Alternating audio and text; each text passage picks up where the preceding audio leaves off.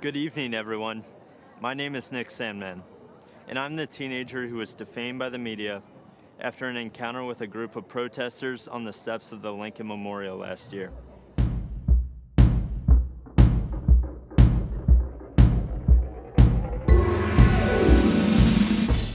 Looking back now, how could I have possibly imagined that the simple act of putting on that red hat would unleash hate from the left and make myself the target of network and cable news networks nationwide?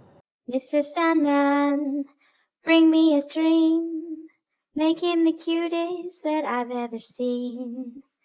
I am so excited that I am singing today because Nick Sandmann's speech yesterday at the Republican National Convention was incredible. It was short, sweet, and to the point, but oh, what a point did he make. I love seeing good prevail in the face of evil. For those of you who are not familiar with the big story of Nick Sandmann, I'm not sure how you wouldn't be familiar with it because it was literally everywhere last year. But this teenager, a student in a Catholic school from Kentucky, this poor kid who got destroyed through the media. There was a very biased video that came out really painting him in a horrible light. It made it appear as though he was this white racist because he's wearing his Make America Great Again hat and standing with a little smirk on his face in the face of a Native American drummer. The media went crazy. Liberals ate this up, and it turned out all to be incorrect. This is not my opinion, by the way.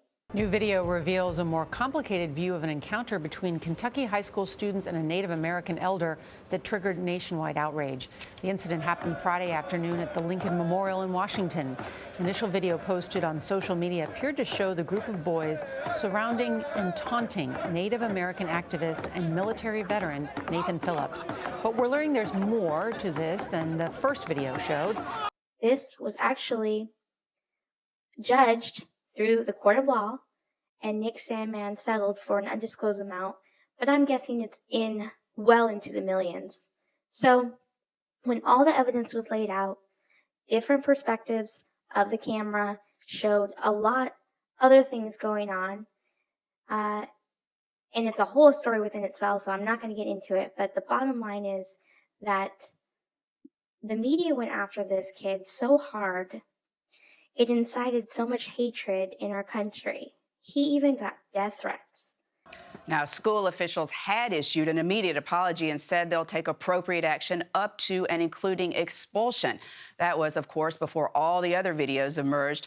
Parents said students have received death threats. Bianna? It shows this real world we live in, Jan, of viral videos, right? And people jumping to conclusions without knowing the full story. I'm not saying that once we know the full story that these boys are proven to be right or the Native American is proven to be right, but the lesson learned is get the full story and take a deep breath. Find out what's going on. Right.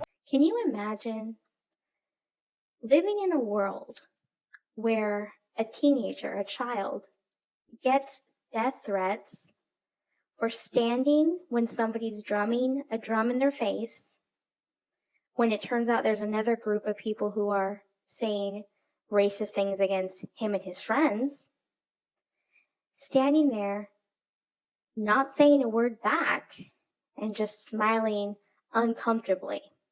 Look at all these dusty-ass crackers with that racist garbage on. Look at these dirty-ass crackers. Can't stand in the damn sun for 5 minutes. Why you don't build the damn wall? Can't stand in the damn sun. Can you imagine? That is, in fact, the world we are living in today.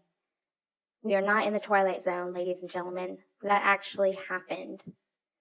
And it pains me to see that people are still not getting it. People are still looking at this kid thinking he's a monster.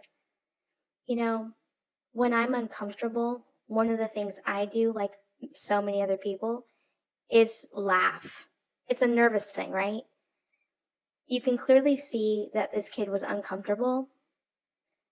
And I think people need to remember that this was a child on a school trip, going to a Catholic school. He's on a school trip in Washington, D.C., and he's standing for a bus. He's not out there to incite violence. He has the freedom to wear any political hat or any hat he wants to wear. For people to say that he is the one that is evil because he's wearing a Make America Great Again hat, the irony in that and the hypocrisy in that is mind-boggling to me. But that's where we are. This is the world that we're living in. And I'm so proud that this kid, Nick Sandmann, at the end of his speech, he puts back on the hat. Thank you all for listening to me tonight. And one more thing. Let's make America great again. Bravo. Great job. That is how you stand up to the mob. That is how you stand up for your rights.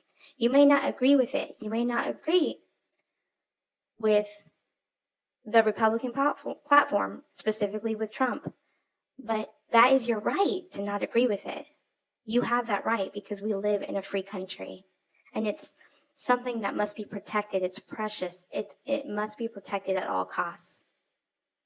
So my hat goes off to Nick Sandmann. He did a fantastic job, and I think he has a bright future ahead of him.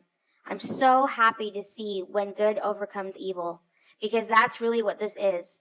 And I'm sorry if you don't see it. I hope you do one day. But with that said, that's going to conclude this video. Let me know your thoughts in the comments down below. This is an open forum. I want to spark debate, spark conversation. There is no cancel culture here. Just liberty and freedom for all. See you guys on the next video. Canceled is what's happening to people around this country who refuse to be silenced by the far left. Many are being fired, humiliated, or even threatened. And often, the media is a willing participant. But I would not be canceled.